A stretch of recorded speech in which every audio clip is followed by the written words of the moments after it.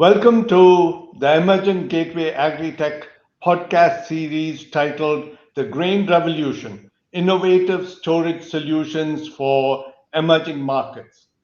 I have the pleasure of having with me Ken Pierson. I cannot imagine a better person to talk about natural air drying.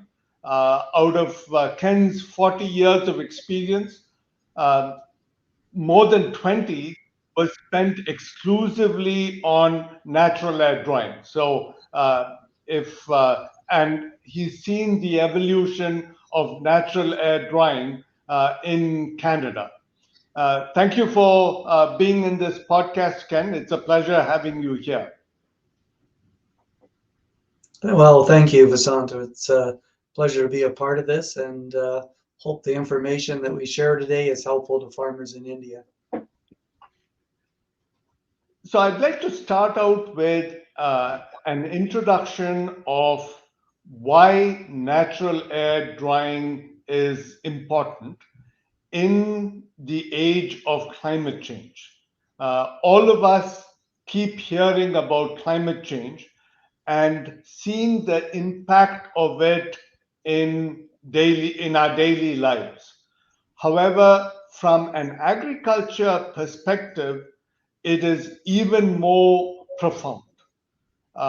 What used to be uncommon in terms of uh, climate events are becoming more and more common today.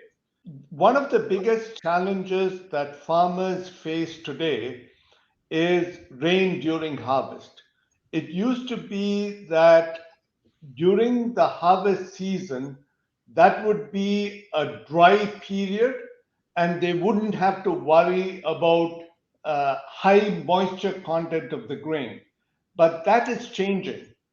We've seen recent examples all over the country, including Tamil Nadu, where I am, and Madhya Pradesh, where we do much of our work. And so maybe we can start out with how natural air drying has evolved during the time that you've been a part of it. Well, Vasant, climate and weather has always been changing for hundreds of years, and it will continue to change in the next 100 years.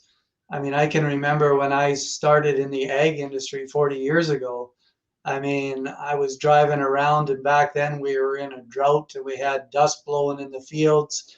The fence posts were pretty much buried in drifts of dust. Back when I got involved in natural air drying, we had a real early snowfall. Farmers were struggling to get the crop off the field. We've had other years where it's rained a lot. So one of the things that in Canada and I think for farmers in India is to figure out how you can be in more control of your harvest by using some of these technologies versus being so dependent on the weather. What we found was back in those days, farmers would even buy an extra combine, which is a very expensive unit. And once they learned how to do natural air drying in their bins and realized that they could probably do with one less combine by getting started earlier, there was huge financial savings there, and it put them more in control.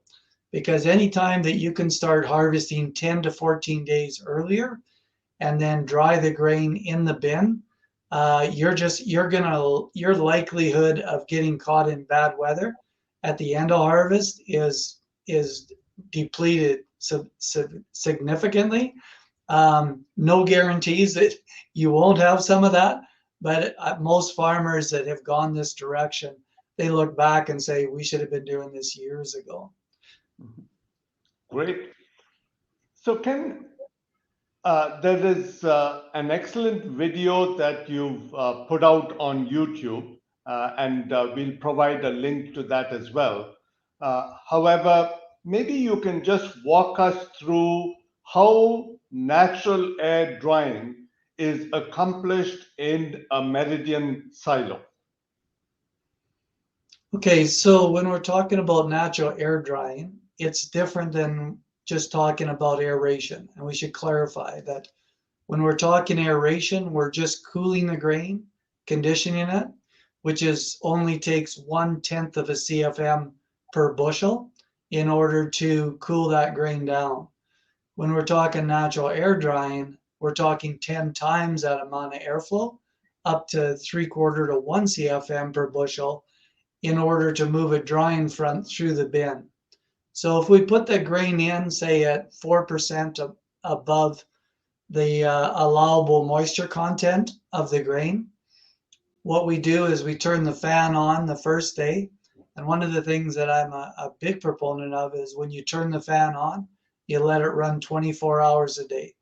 And one of the reasons that we do that is when you're doing high moisture drying, 4 to 6% above normal, you've got a drying front that is moving up through the bin, and if the fan is shut off for an extended period of time, it can actually cause that area to crust up, and then when they go to turn the fan back on, they have a very difficult time trying to get the top part of the bin dried.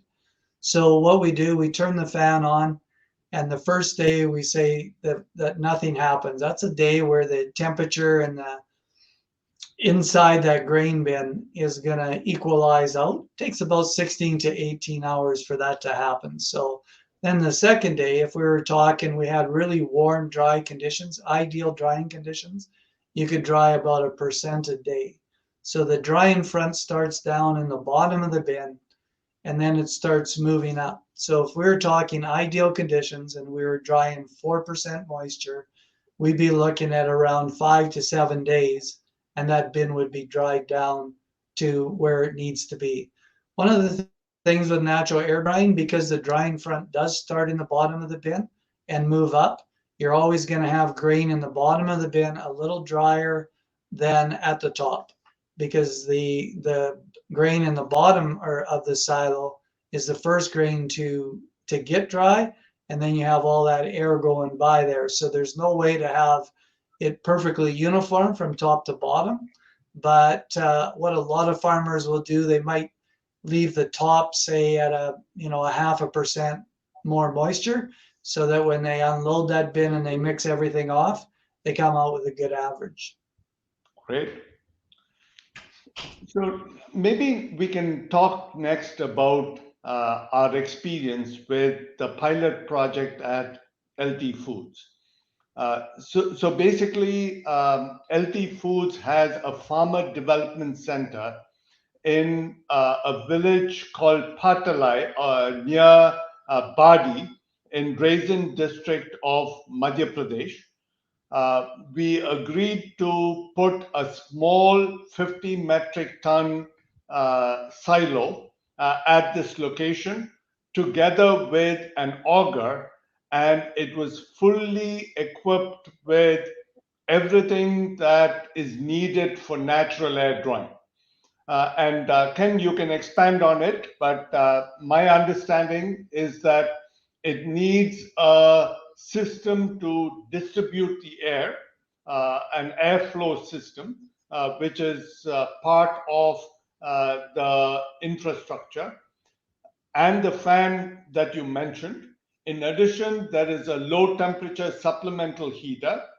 We had a sensor, a temperature and moisture cable going down the middle of the silo that monitors the temperature and moisture on demand. And of course, we kept a weather station available so that we knew the ambient temperature and moisture as well.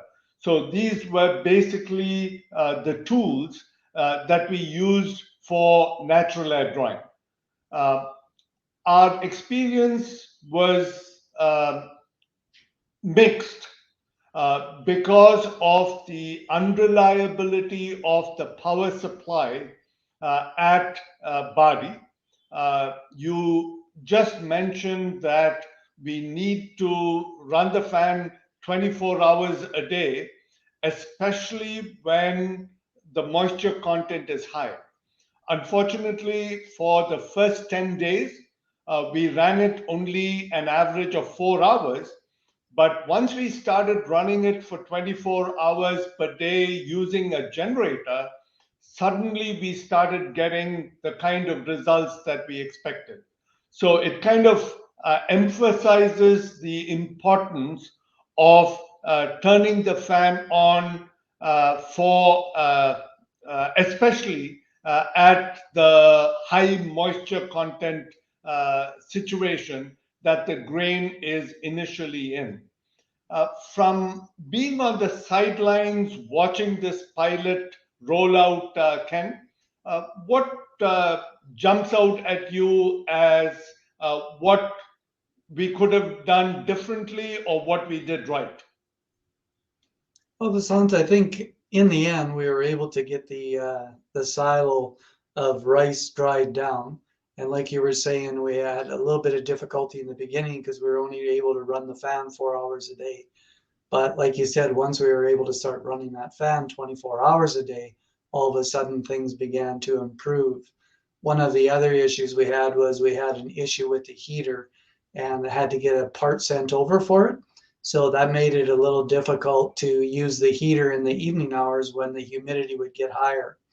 And so when we're doing natural air drying, one of the key things that I talked about is running your fan continually. The other thing is the temperature of the air, but more importantly is the humidity of the air. So what we want to do is, I'll give you an example of a combination of things where we have a really warm, let's say 30 Celsius, 35 Celsius day. We're only going to run the fan. We don't want to run the heater at all because in that kind of condition, we'll probably have low humidity and very warm temperatures. However, in the evening, later on in the evening, say 10 o'clock at night, all of a sudden you can be getting some dew and the humidity levels go up. And even though it's still fairly warm, but the humidity is rising, then we want to turn on the heater, run the heater for the evening hours, and then turn it off in the morning, and then just use the natural air during the day to dry it. Now, in some cases, when I first started doing this, I'd have farmers say, well, I'm going to run that heater 24 hours a day too, and then I'll dry twice as fast. The problem you run into there, if you do that, you're going to over dry the bottom of the bin to the extreme. So we'd only want to use the heater when we're trying to reduce humidity or increase the air temperature. The heaters that we use are a low temp heater. So they only increase the air temperature about 10 degrees Celsius. And by doing that, we reduce the humidity by 40% and limit the over drying that will happen when we're using the heater. Yeah, great. Thank you, Ken. That was invaluable. If necessary, we can certainly follow up with more details down the line. And thank you to the audience for participating in this podcast. Stay tuned for the next podcast coming up. Thank you. Thanks, Vasant. See ya. Yeah, bye.